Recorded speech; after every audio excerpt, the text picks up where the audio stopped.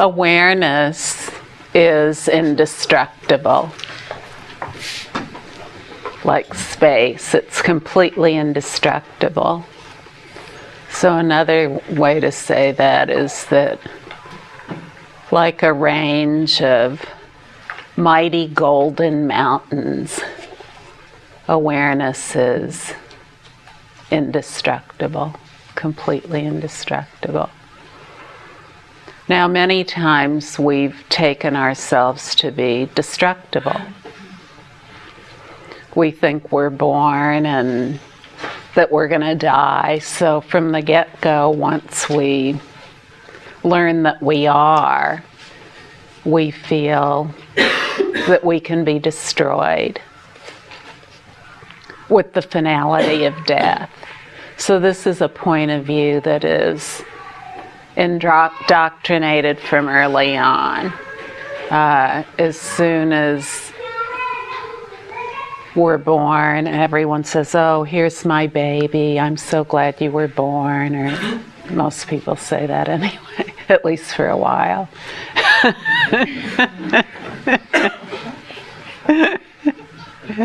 Till there's crying all night, then, you know.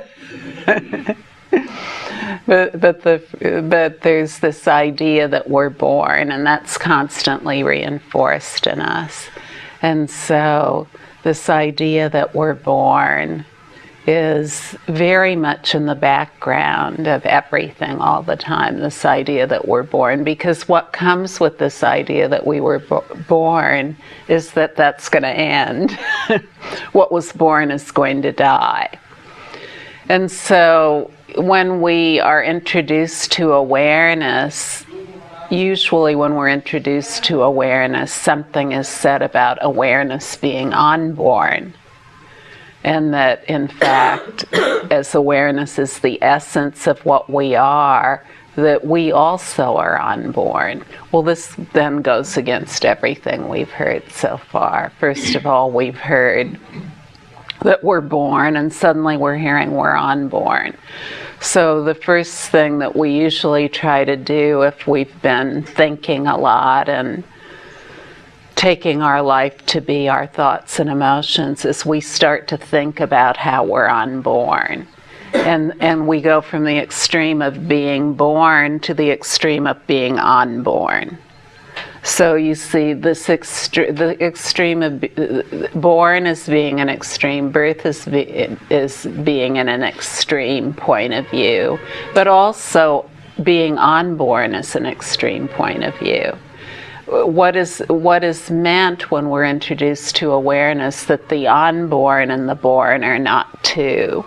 So there's nothing to make out of it. It can't be characterized in any way whatsoever. Nowadays, there are many teachings that are really expressions of nihilism. They say that the self does not exist, everything comes from nothing, and it leads to nothing.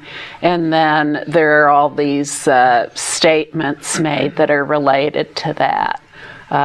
And there's kind of a dialogue, kind of the non-dual shuffle of a way of speaking or characterizing reality that is kind of an end to conversation. It's really an extreme act of avoidance of relationship where we learn a little bit about what it is to be unborn, and then as we had been setting out to prove we were born for a long time, we set out to prove we're unborn, and we set out to prove to everyone else that they're unborn too.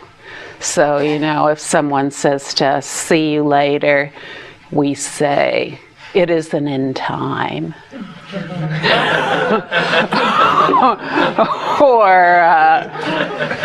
or "You were unborn."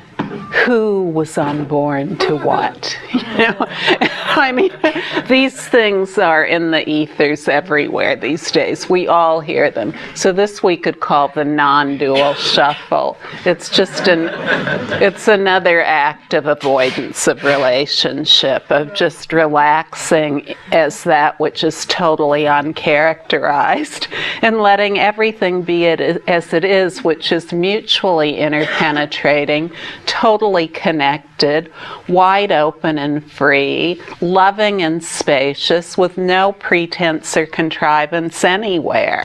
Just sweetness, utter delight and sweetness with nothing else going on. So I can tell that I rang a lot of bells when I said that, because, probably many of us have done that too. So you see, most importantly, indestructible awareness is without contrivance. And when it says that in resting as awareness and gaining familiarity with awareness, that there is nothing that need be done, it means that there's nothing that need be done about thoughts and emotions that appear. They'll vanish naturally on their own. There's nothing that needs to be done about that. It doesn't mean that we never do anything. We just sit around and never do anything. That isn't what it means. Again, there's no extreme to be taken. Not either that of a doer or no doer. The doer and the non-doer are not two. And you see, this can never be characterized or expressed in words. It's expressed only in the naturalness of being, in the complete open naturalness of being, in which there's never been a division anywhere. And that complete naturalness of being is really one, quite simply, of happiness and total joy and love. When we're not holding to thoughts and emotions and saying, oh, this one I indulge, this one I reject, when we're not holding to that, we're no longer throwing ourselves into the turmoil of on-love. Whether it's our own thoughts and emotions or other people's thoughts and emotions and words, they're equally empty of an independent nature. So we rest as indestructible awareness in the face of all appearances. And as indestructible awareness, though, then we live as wisdom. So our mind, the glow of wisdom shines from mind. And mind doesn't have an address. So we say mind, when we first hear that, we usually think it's in here somewhere. But the more we rest as the essence of awareness, we see that mind and awareness are synonymous, and they're indestructible, an indestructible infinite expanse. And then as we rest as that with our own thoughts and emotions and experiences, we see more and more that awareness really is indestructible. How do we see that? We're not affected by what appears. To us, it's like whatever appears in awareness is like light being poured into light, or space being poured into space. There's nothing that can be said about it. It's an expanse of complete evenness, of complete equalness, in which nothing that appears is unequal. And that is our sole source of contentment, of ease, of benefit, of immediate benefit to ourselves and immediate benefit to others.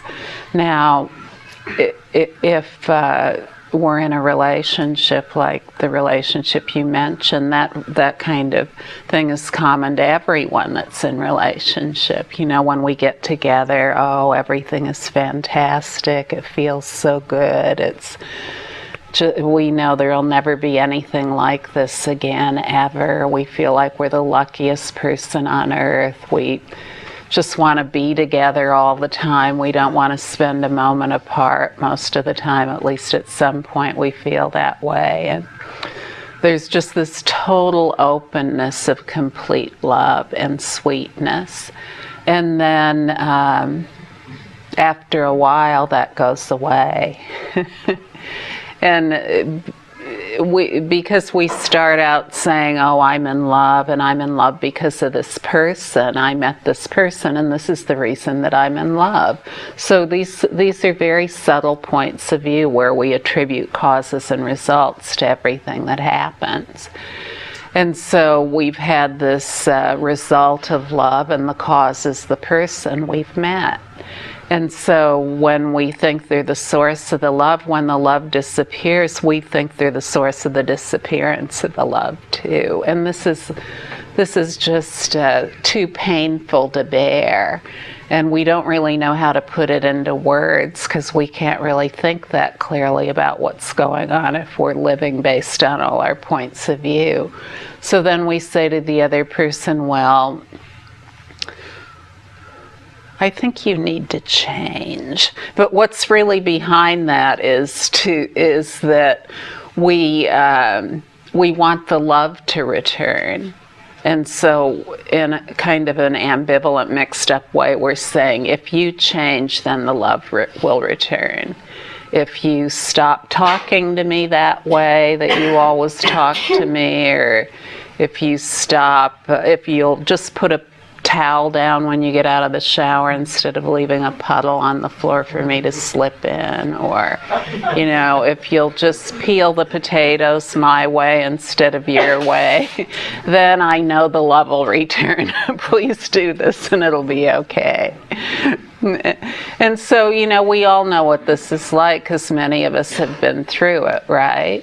And but when we're resting as indestructible awareness, then that is the basis of everything. So we don't get ruffled by these things that we were once ruffled by. And we see that awareness is indestructible in the immediacy of our own experience.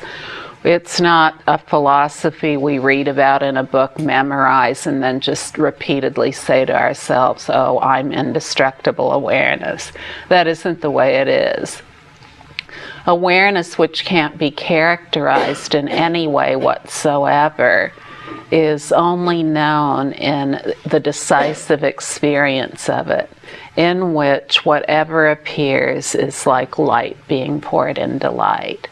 That's how we realize the indestructibility of awareness in our own actual experience, where whatever appears in our thoughts, emotions, and experiences, we're able to just be with that without impediment, without any kind of unease ever entering our being in any way.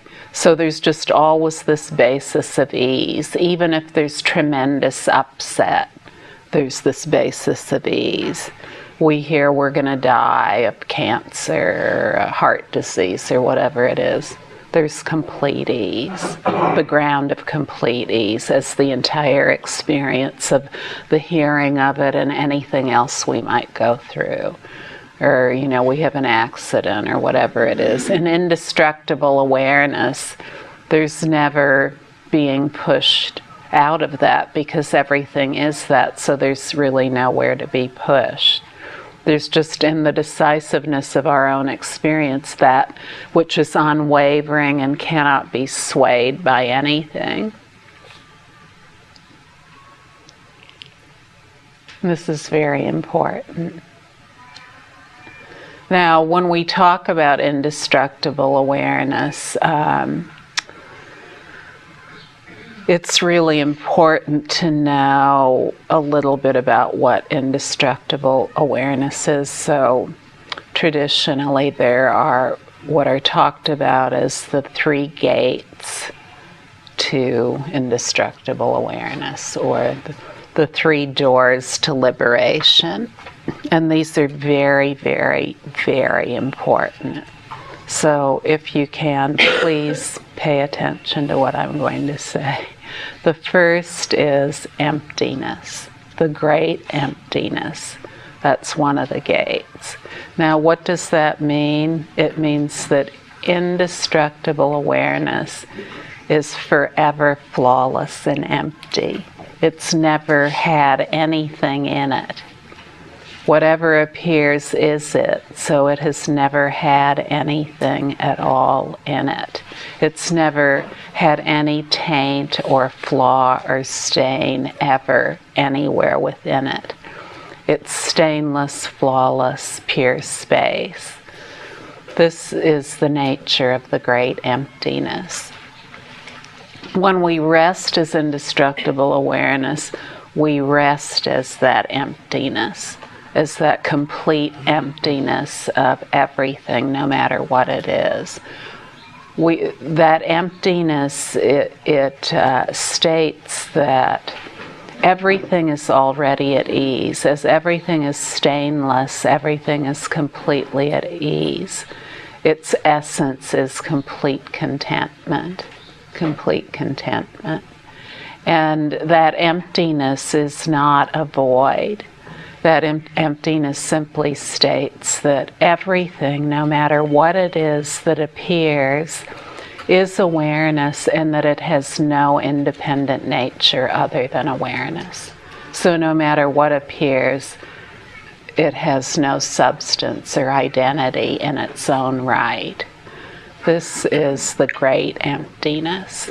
The great emptiness of indestructible awareness. No matter what appears, no matter how much power we've thought any appearance has had in the past, we find that it is stainless space. And we don't know that by thinking about it. We know that by the imperturbable ease of awareness that is the essence of our own being and that is naturally present in every moment.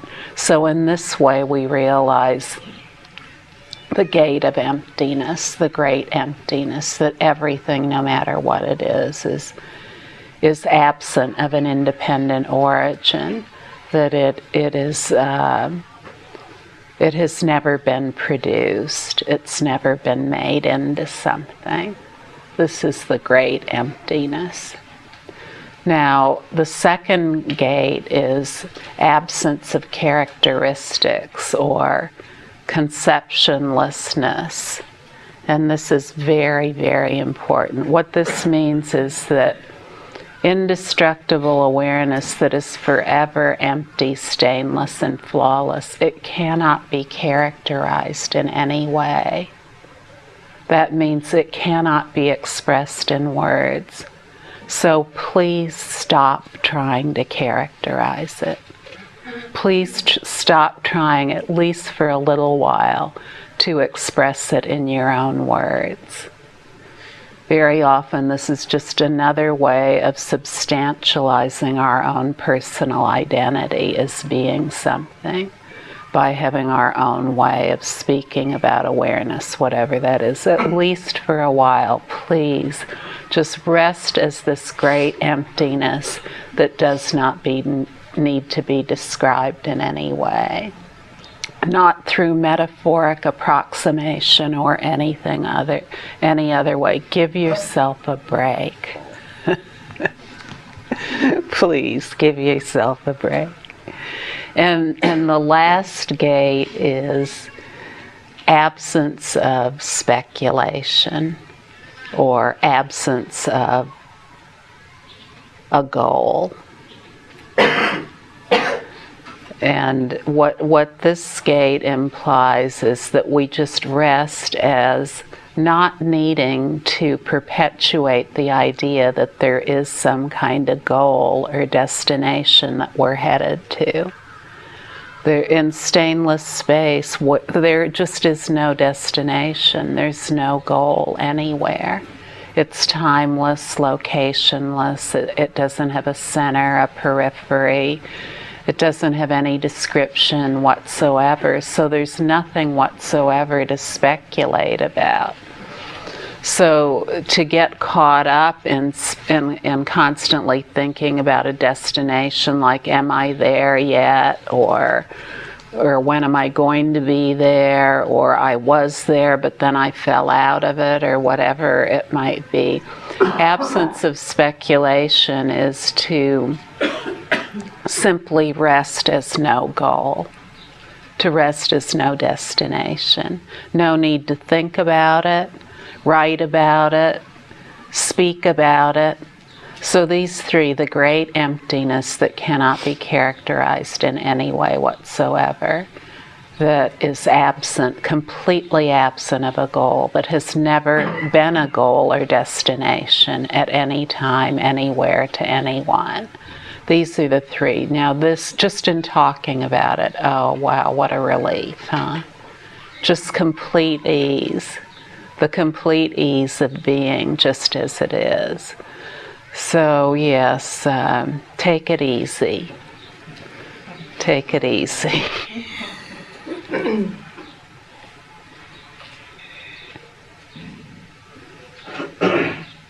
There's no effort in light pouring into light. There's no effort in space pouring into space.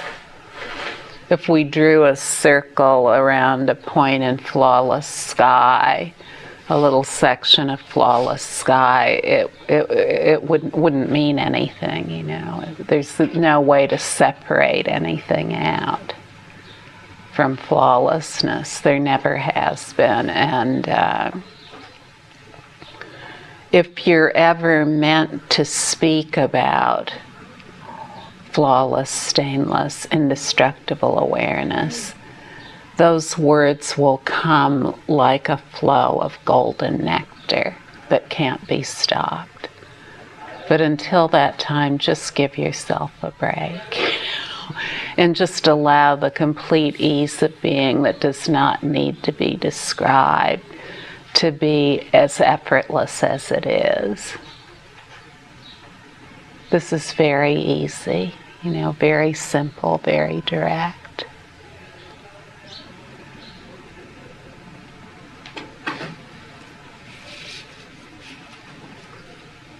The naturalness of our own being guarantees indestructible awareness as it is. We would not have any awareness whatsoever of being here without indestructible awareness. So it's not a place we need to get to. It's just the indestructible awareness that is the complete perceptual openness of what is right here, that is complete and identical with every other moment. It's just that, without ever needing to get into descriptions about anything. And that awareness is a font, like a fountain. That's what that word means. It's an unending fountain of love, wisdom, and energy. Love, wisdom, energy, completely inseparable from complete compassion, completely potently beneficial compassion. And what does that mean? Well, compassion means superb helpfulness. That's its practical application. Superb helpfulness, just the inability to even restrain or think about restraining in any way the flow of love, the flow of helpfulness, completely unrestrained, seeing through everything, never seeing anything as anything other than itself.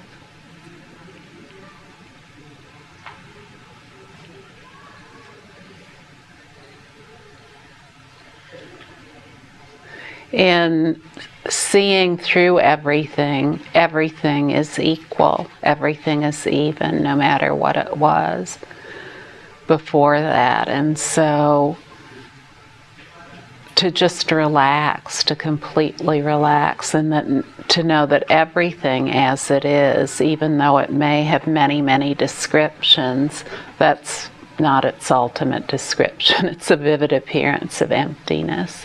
That's its ultimate description.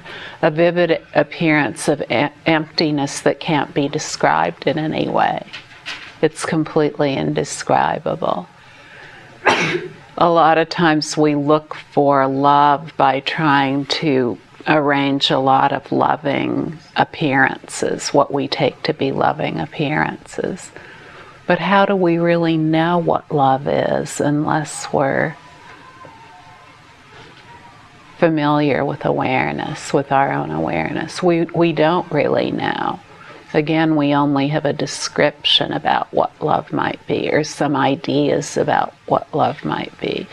The love of our own being, in our own being, is already guaranteed. No one else can give it to us or take it away from us. When we go beyond the need to identify everything as a source of happiness or suffering related to a personal identity, then there's just wide open space, wide open love, wide open happiness, wide open joy. And when we think that love, happiness, and joy come from arranging appearances so that they'll be happy, joyous, and loving, then it's amazing when we find out that the source of happiness, joy, and love is simply awareness. Awareness that has no need to make stories out of everything that appears.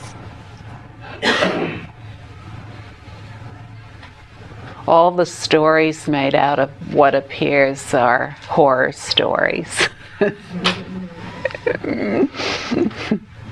There's no need to make anything out of anything. And this is wisdom. This is every appearance, no matter what it is a wisdom appearance. But if we make a story out of it that says it's something other than wisdom, then we can never know the true love at the basis. We can never know the true happiness at the basis. We can never know the true joy at the basis. So this is just as simple as relaxing. Relaxing into that which has no story.